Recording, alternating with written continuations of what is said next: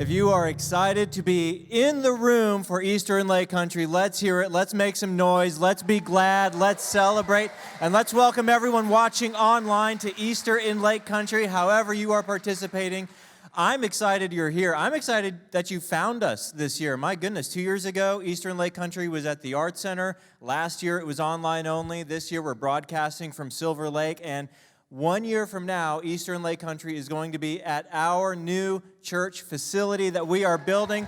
We're planning on holding our grand opening in September. That is coming up, and the next 12 months look so exciting here at Hope Church. And if you're new, my name is Jason. I'm the lead pastor on staff, and I don't want you to miss out on everything God is doing through our community and everything that's coming up over the next year. And I want you to know right out of the gate that no matter where you're at with God, no matter where you're at in life, you belong here. Some of you say, Jason, I'm not a Christian. I don't believe in God. That's fine. You belong here because this is a group of people that are on the journey together, and we walk with one another, and we're there for each other. Wherever you're at with God, sincerely, you belong here, and that's why I'm glad that you're here with us today for Easter in Lake Country.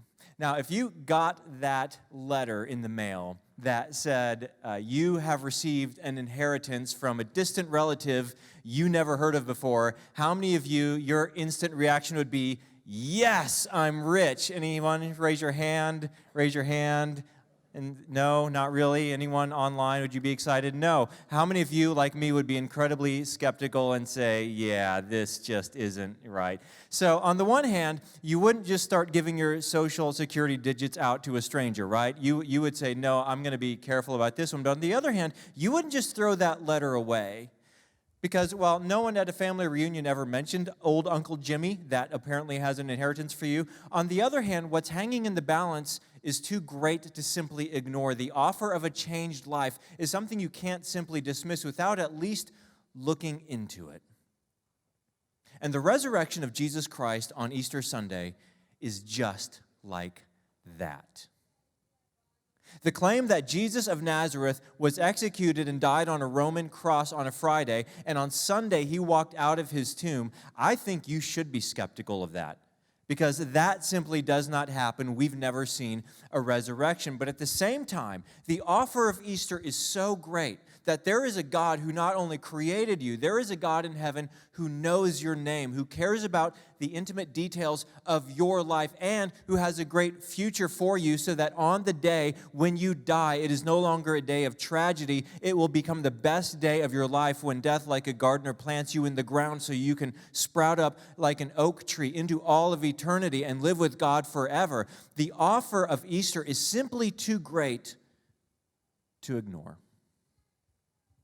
So today, what we're going to do is we're going to look at the Easter story, and we're going to be a little bit critical. We're going to be a little bit skeptical, because what it claims is something we've never seen. Yet what it offers is too great to simply ignore. Now, there were several people who claimed to be eyewitnesses of the resurrection of Jesus, hundreds of people, in fact, and several of them documented what they saw and what they experienced with Jesus after Easter Sunday, and several of those documents have survived to our day, and they were collected and included in the New Testament. And what's interesting is, as you read these eyewitness accounts, none of them say, well, I saw it, so just believe me. All of them write their stories in a way where they practically beg you to investigate. They practically bait us into being critical and approaching it with a critical mind and investigating the facts for ourselves and coming to the conclusion. In fact, today, I'm going to read you the Easter story from John's Gospel. Now, before I get there, I have one favor to ask of you. Would you get out your cameras, please? Get out your phones, open your camera app, and point them at the QR code that's popping up on the screen. If you do that, you'll find a landing page there, and you'll find notes so you can follow along with the message this morning, or if you want to review them later. If you're in a small group here at Hope, you'll find questions your group can discuss later on. If you're not in a small group at Hope, there's another link where you can sign up for a short-term group, 4 weeks. I'm going to tell you about that at the end of our message today. If you're a member at Hope, there's a link there where you can give, or if you want to give in person, there's a box out at the hub in the lobby on your way out. But everything you need to know about what's going on at Hope and how to follow along today today is on the other side of that QR code. What I'm going to do is I'm going to read from John's account of the resurrection of Easter. And I want you to notice how John is encouraging us to think critically and evaluate what he's writing for us. John chapter 20. Early on the first day of the week, while it was still dark, Mary Magdalene went to the tomb and saw that the stone had been removed from the entrance. So she came running to Simon Peter and the other disciple, the one Jesus loved, and said, "They have taken the Lord out of the tomb, and we don't know where they have put him." So Peter and the other disciple started for the tomb. Both were running, but the other disciple outran Peter and reached the tomb first. He bent over and looked in at the strips of linen lying there, but did not go in. Then Simon Peter came along behind him and went straight into the tomb. He saw the strips of linen lying there, as well as the cloth that had been wrapped around Jesus' head. The cloth was still lying in its place, separate from the linen. Finally, the other disciple, who had reached the tomb first, also went inside. He saw and believed. They still did not understand from Scripture that Jesus had to rise from the dead. Then the disciples went back to where they were staying. Now Mary stood outside the tomb crying. As she wept, she bent over to look into the tomb and saw two angels in white seated where Jesus' body had been, one at the head and the other at the foot. They asked her, "Woman, why are you crying?" "They have taken my Lord away," she said, "and I don't know where they have put him." At this, she turned around and saw Jesus standing there, but she did not realize it was Jesus. He asked her, "Woman, why are you crying? Who is it you are looking for?" Thinking he was the gardener, she said, "Sir, if you have carried him away, tell me where you have put him, and I will get him." Jesus said to her, "Mary." She turned toward him and cried out in Aramaic, "Rabboni," which means teacher. Jesus said, "Do not hold on to me, for I have not yet ascended to the Father. Go instead to my brothers and tell them, I am ascending to my Father and your Father, to my God and your God." Now, as you look at the theme and the angle that John tells the story through, the theme of John's Easter story is this: seeing is believing. Turn to someone next to you and say, "Seeing is believing." Write it in the chat. Seeing is believing. John does not say, "I just want you to blindly believe whatever it is I say about the divine and about the miraculous." John's theme is seeing is believing. And as we work through the story, we see that Mary and Peter and John all had to, in their own ways, take a close look at what happened on Easter Sunday. Now, here's what's interesting.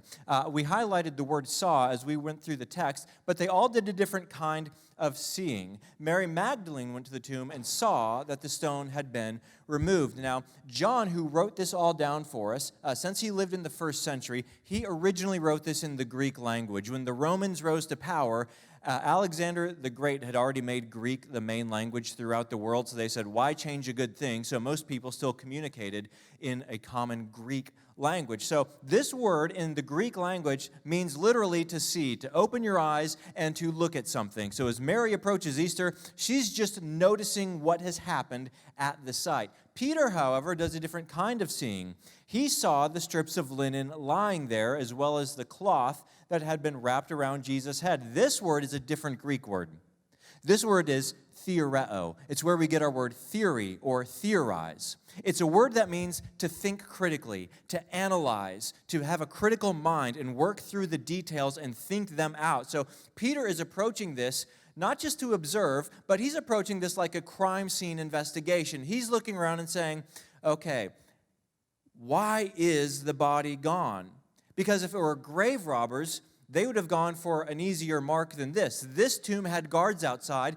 Grave robbers would have gone to a tomb that didn't have guards outside. And if it was grave robbers, why did they steal the corpse, which has no value, but the spices and the linens? Because when bodies were wrapped up, they were packed with spices, and then they were wrapped up in linen, strips of linen. It looked like a mummy to us. They left the things of value behind, and the linens weren't simply discarded in the corner. It looks like the maid came through and folded them and neatly placed them. And if it was followers of Jesus who stole the body to say he's risen, why would they dishonor their rabbi by unwrapping him and dragging a rotting corpse out of a tomb? Why wouldn't they just take the whole thing? And who would even have time to wrap up these linens? He's just investigating everything. This doesn't make sense to him. He's trying to put together what happened. He's thinking critically and rationally. The third kind of seeing happens with John. Finally, the other disciple who had reached the tomb first also went inside. He saw and believed. Third Greek word. This is a word that means to understand, to discern. It's your aha moment. It's when you say, oh, I see it now. John is the one for whom it all clicked. So there's three kinds of seeing that happened. Mary saw it, Peter analyzed it, John believed it. Mary saw it, Peter analyzed it, John believed it. Here's what we're going to do today. We're going to do a little bit of all three of these. That's our goal. First of all, we're going to just take a look at what happened at Easter and its aftermath. And the reason why we're going to start there is because that's where Mary started. And for some of us in the room, that's where we're at today, because all you know about Christianity is you go to church on Sunday. But the reality is all of Christianity hangs on Easter Sunday. If Easter didn't happen, then Christianity is worthless, and anyone who believes it has a worthless faith. The disciples even said that. So we're going to start with Mary. We're just going to see what happened with Easter. Then we're going to take Peter's approach, and we're going to think about it for a little bit, because that's where it leads to. You can't just blindly accept something, especially when it's your eternity hanging in the balance. We're going to critically think through some of the implications of this. And then the last one is one we can't script. But I wonder if for some of us today, today's the day when something which seemed foggy or mysterious or cloudy, or even something you were not interested in before, something suddenly changes. And today's a day when you understand, when you see it. So let's start where Mary was at. If we take a look back in history, what do we know about Easter and its aftermath? Well, we could spend hours talking about this. We're going to keep it simple. First thing we know is that there was a man, a historical figure named Jesus of Nazareth, who in the early first century gained quite a following in Judea. Eventually, he was arrested, and he was given a trial underneath the Roman governor, Pontius Pilate. Pilate eventually signed his execution papers and turned him over to Roman soldiers for execution. He was flogged. He then was crucified on a hill outside the city of Jerusalem. When they thought he was dead, just to make sure, a Roman soldier impaled him with a spear, shoving it up underneath his rib cage and then pulling it out so that blood and water could flow out. After he was pronounced dead, two of his disciples, named Joseph and Nicodemus, took the body down off the cross, packed it with 75 pounds of spices, wrapped it up in those linens, and put it in a tomb that was cut out of stone. The tomb was legally deeded property to a man named Joseph of Arimathea, who is one of the two disciples who buried the body. After the body was placed in the tomb, a stone so heavy that several women did not have the strength to roll it away was placed in front of the opening. It was sealed, and guards were posted outside. That was on a Friday. On Sunday morning, the stone had been rolled away, the guards had run away from the site, and as we saw when Mary and Peter and Joseph and John came to the tomb, there was no body inside, and they looked at the evidence. Shortly after what we read today, Mary Magdalene came out and said, "I saw him, he's alive." Her singular report turned into multiple parties who said they had seen him alive, which quickly escalated into dozens, and then hundreds of people said, "It's true, we saw him, he is alive." A few weeks after that, in the city of Jerusalem, the very city where Jesus was executed, thousands of Jewish people became followers of Jesus, even though he had already been killed. And the reason why they became followers of Jesus is because the disciples said one message and one message only. The reason why you should follow Jesus is because he's not dead anymore. He is risen.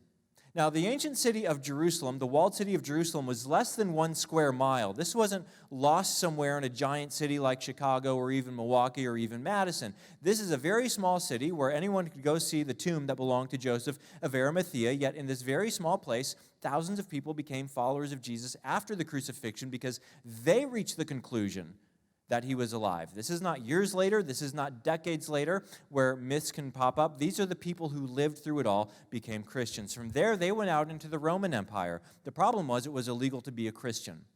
And Christians and the disciples gained nothing for their claim that Jesus was alive. They were arrested, they were tortured, they were imprisoned, and they were executed. And yet, upon execution, none of the eyewitnesses ever once said, I take it all back. None of them said, we made it up. All of them said, we know the one who holds power over death. Your threats cannot hurt us. Go ahead and bring it. And in this environment where there were several waves of persecutions against the church, Christianity didn't just survive in an impossible environment, it thrived and it grew, and more people became Christians because of the message that Jesus rose from death on Easter Sunday, all the way to the point where in the 4th century, Emperor Constantine flipped a switch and said Christianity is no longer illegal. In fact, now it's the official religion of the Roman Empire, because so many people had become followers of Jesus, and the only reason they became followers of Jesus was because he rose from death on Easter Sunday.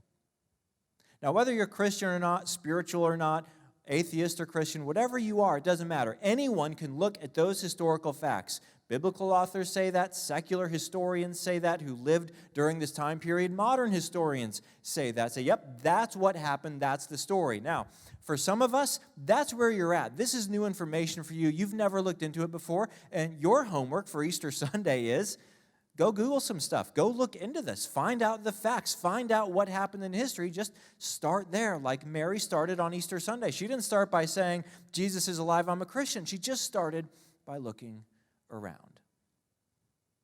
And that's where some of us are at today. But it never stops there, because next comes Peter, where we have to start to think critically about what happened.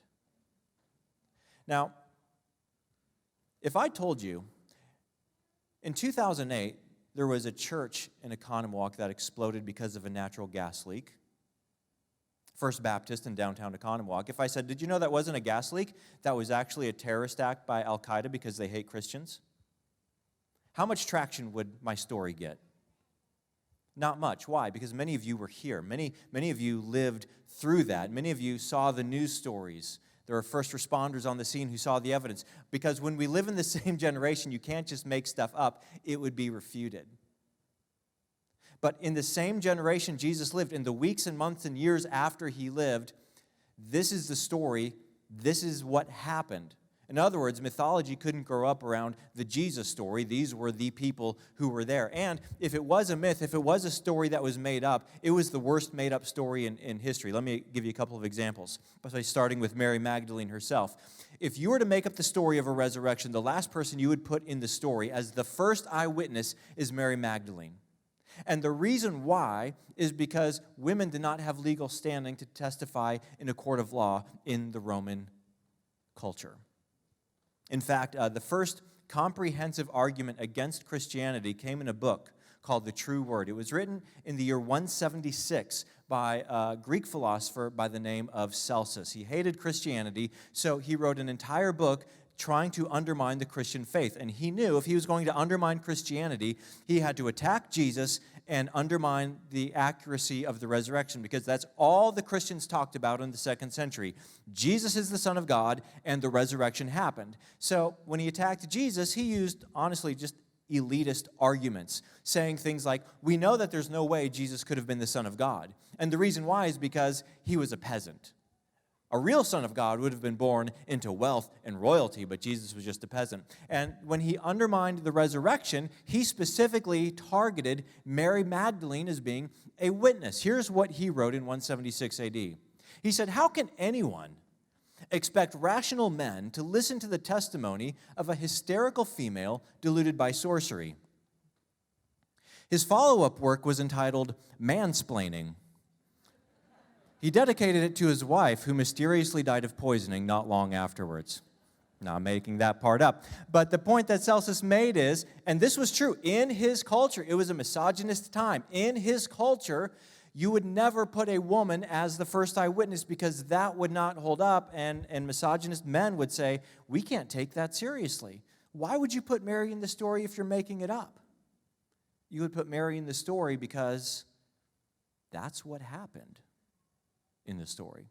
And if you were to put a woman in the story, Mary Magdalene is literally the last person you would put into the story, because we know from Luke chapter 8 that she was a demoniac, and Jesus had cast 7 demons out of her. Now, if you're not a person of faith, if you don't believe in spiritual darkness and things like that, then this is still easy for you to understand. We would call her a severely mentally ill woman in a time before there were proper medications and treatments for that sort of thing. This was the kind of person who walked around hearing voices, half naked, needing a shower, and homeless, and Jesus had helped her, and she became the first eyewitness. He chose a woman, not a man, a reformed mental patient, not a pillar of society, because that's how Jesus works. He works through grace.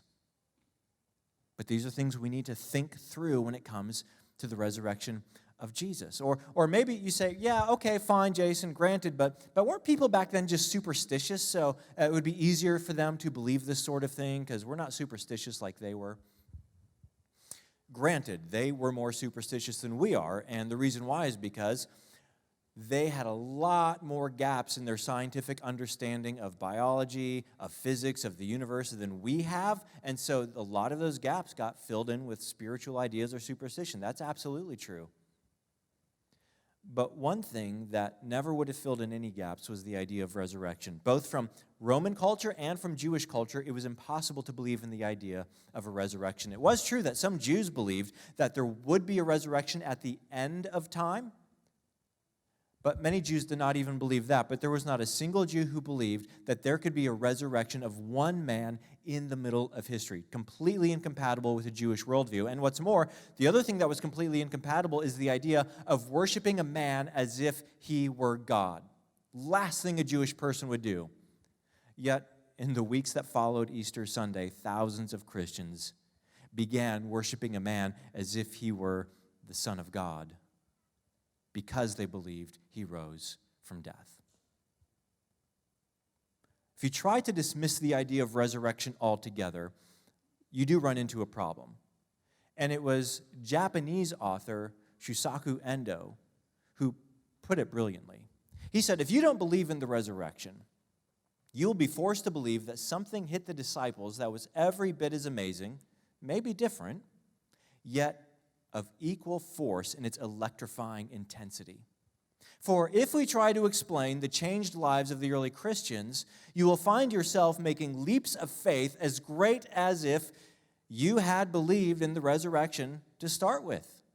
His point is valid. If you're going to say, well, I can't accept a resurrection because that's a miracle, he says, okay, well, what's your explanation that changed the world, that took this little band of outliers in Jewish culture in the time of the Roman Empire and turned them into not only the most ambitious but the most successful missionary society in the history of the world? He says you have to come up with something. Now, that's just a few examples of how we, like Peter, approach Easter.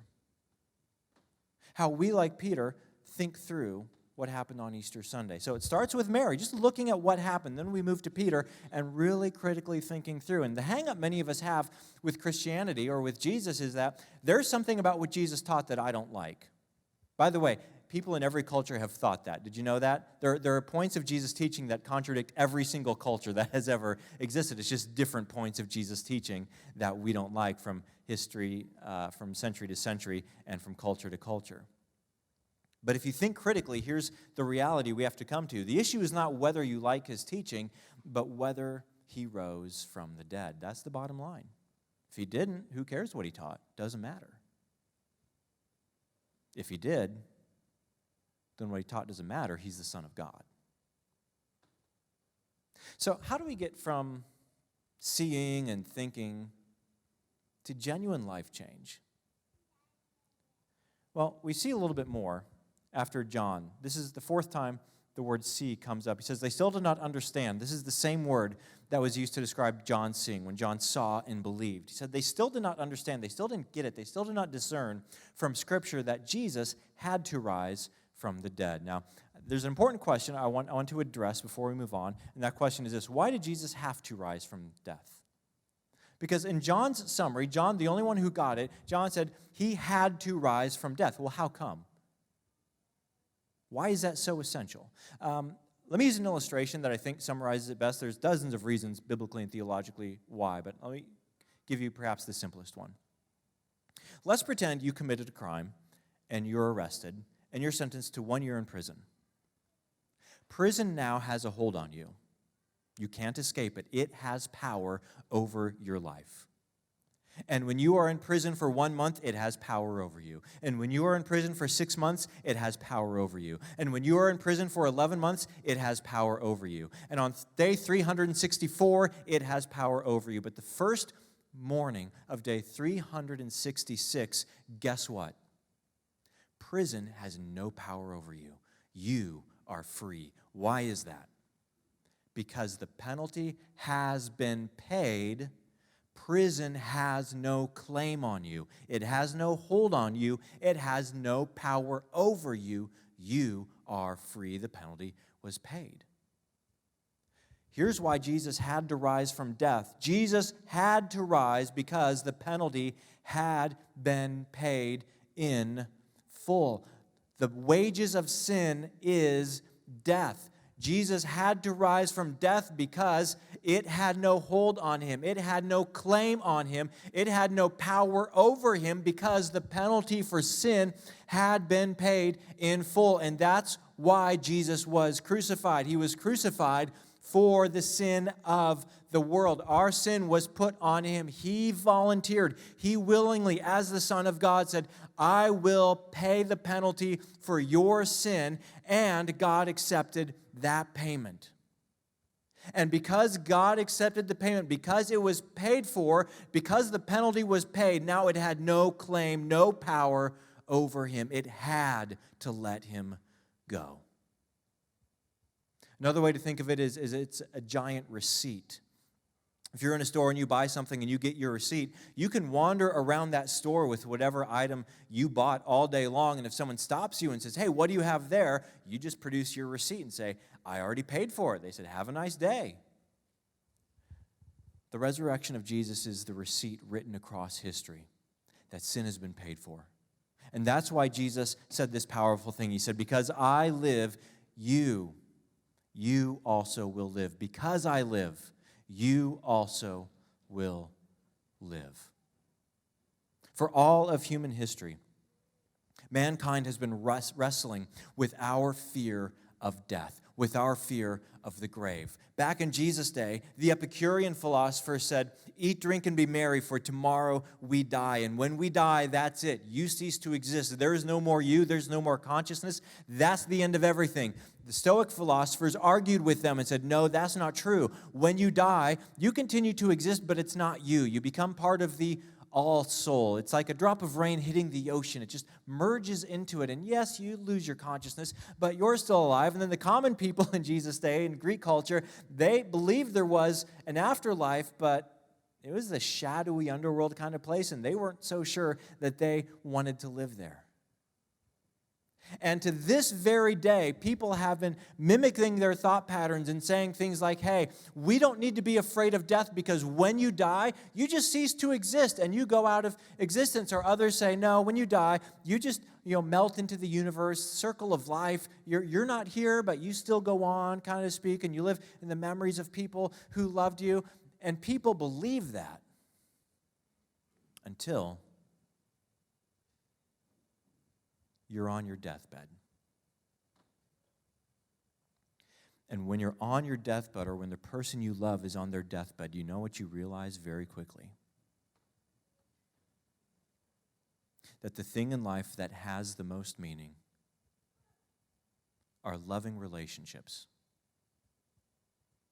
The people you love, the people who love you. And you're telling me that this idea that death is going to rip you apart from one another means we cannot be afraid of it? That death will either rip you away from them or will rip them away from you forever, and we're just that's supposed to take away our fear? That's our greatest fear as human beings. We were made to be in relationships and friendships with people who love us, and we love them. And death takes that away. Or we say, oh no, they still live on in our hearts, but they're gone, and we're not getting them back. These ideas don't take away our fear of death. If we think about them, they amplify our fear of death. The person who grabbed this idea, perhaps better than anyone, was the poet, Edgar Allan Poe. And in his poem, The Raven, the narrator is mourning the loss of his love. He is mourning the loss of his future and their relationship and his hope. And he's broken. And he's wishing there is a way he could have love back, have relationship back, have his future back. And the raven flies in, and with one word, it pronounces the sentence over him, and that word is nevermore. Because we live in a world of irretrievable loss. And when we lose something, it's gone, and we don't get it back. When you're young and then you get old, you're never getting youth back. It's gone. When you lose someone to death, they're gone. It's an irretrievable loss. And this year, church, we've lost so much this year. Students lost school, lost their friends, lost their opportunities, lost their sports seasons, lost their rites of passage, and they're not getting them back. Many of us lost human connection, lost friendships, lost opportunities this year. Many of us lost our health. Many of us lost loved ones to death, and we couldn't even attend the funeral. And we're not getting back the opportunity to be there. We're not getting our loved ones back. This was a year when over 500,000 Americans died from a virus, millions of people worldwide. This was a year where we have been reminded that we live in a world of irretrievable losses.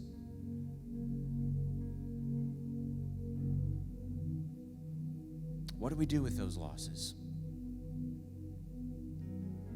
Jesus Christ said, "Because I live, you also will live." Resurrection means that we have a future where there are no irretrievable losses. See, resurrection in the future with Jesus Christ is not simply a consolation prize saying, there, life was hard, here's a lollipop to feel better. Resurrection in the future, when we live with Jesus, what that means is that we will gain back everything we lost and the things we never had. The people we lost, we will have them back. The life we lost, we will have it back. The hope we lost, we will have it back. The health we lost, we will have it back. The bodies we never had or wished we had, we'll have them in resurrected life. What that means for us, because I live, you also will live, is that when we walk through seasons of sickness, seasons of pain, seasons of loss, seasons of grief, seasons of tragedy, here's what that means for you because of Jesus Christ. It means that either you will be healed or you will be healed. It means that everything is going to be all right, or it means everything is going to be amazing. It means that our lives will go on, or it means that our lives will go on. It means that we will continue with our loved ones, or it means that we will continue with loved ones. Easter Sunday says that is our future. That is our hope. That is resurrected life. And if you're not a Christian today, don't you at least want that to be true? Isn't that worth at least stopping and looking at? How do we get from looking to receiving? How do we get from that analytical mind that says, I don't know, and I have these doubts, and I have these questions, to having a heart and a life that is filled with hope and joy and wonder and peace with God? It's actually Mary Magdalene who shows us the way. I'm going to go back to these verses from the end of the story. He asked her, "Woman, why are you crying? Who is it you are looking for?" Thinking he was the gardener, she said, "Sir, if you have carried him away, tell me where you have put him, and I will get him." Jesus said to her, "Mary." When Jesus revealed himself to Mary, he didn't say, "Look, it's me." He said, it's you. He said Mary. He didn't say Miss Magdalene. He said Mary. He calls her by name. We live in a culture that's obsessed with identity.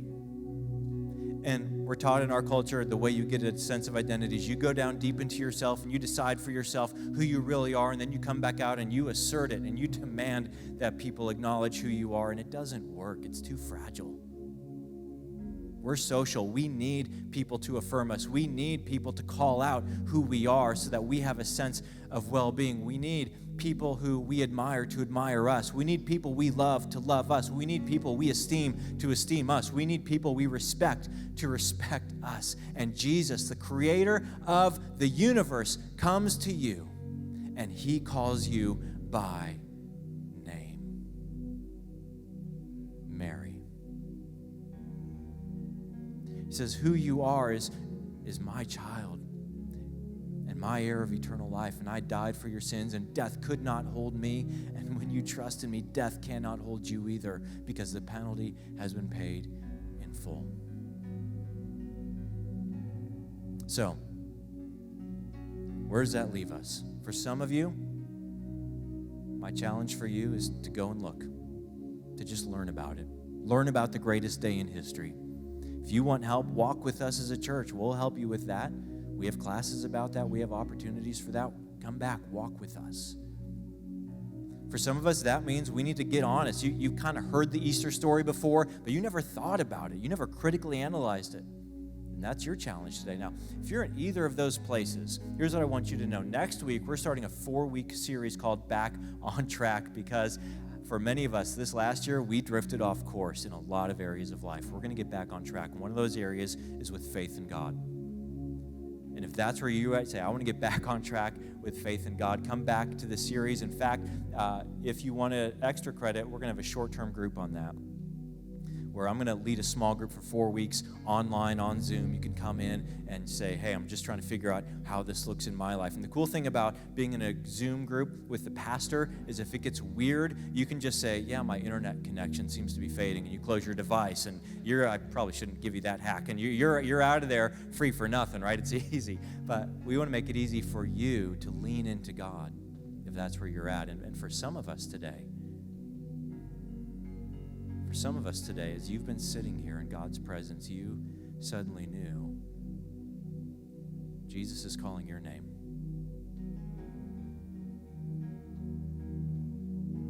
Maybe he called it a long time ago, and you didn't want to hear. You put your earbuds in and said, nah, I got things to do. I don't have time for that. I don't want the restriction of that. And he's been patient. He's been so patient with you. Today you're here, it's church, it's Easter Sunday, and suddenly you just got a sense he's calling you by name today. Maybe for some of you, it's the first time. And if that's you, I want to give you a chance to respond to that. So I'm going to close in prayer. I invite all you guys to close your eyes and pray with me. Jesus, thank you for your amazing love for us. That in your love, you left the throne of heaven to come to this world, not to be born to royalty and wealth, but to become a peasant, to live among us, to live in our place, and ultimately to give your life as the payment for our sins. And today, we celebrate your victory over sin and death. And we worship you for making it our victory too. For the man or woman today who's listening and they're thinking, God, I ask that they will just know that you are a patient God of love, and you are encouraging them and celebrating them, that they're here today and they're taking steps. I ask that you'll reveal yourself to them. And for those of us today who realize that you're calling my name, Jesus, we believe in you. We trust in you. Fill us with your Spirit, so that we have your hope, your joy, your peace, your confidence, both in life and in everlasting life. Thank you for today. We pray this in your name, Jesus.